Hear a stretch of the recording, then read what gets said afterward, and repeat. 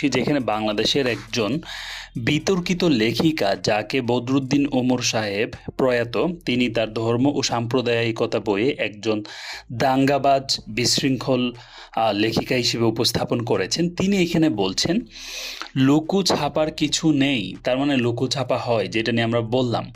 হিন্দু সংস্কৃতি বাঙালি সংস্কৃতি, আমরা যারা বাঙালি যে ধর্ম বা দর্শনী বিবর্তনের পথ ধরে আমরা বিশ্বাস করি না কেন, আমাদের জাতিসত্তা ভারতীয়।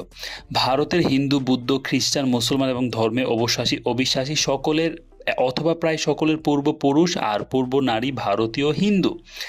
বাঙালি যদি মুসলমান হয় তবুও তার সংস্কৃতি আরবের নয়, তার সংস্কৃতি বাঙালি সংস্কৃতি, যেটি মূলত হিন্দু সংস্কৃতি। এই ঢাক ঢোল, এই নাচ গানই বাঙালির আদি সংস্কৃতি, এটি বাঙালিত্ব।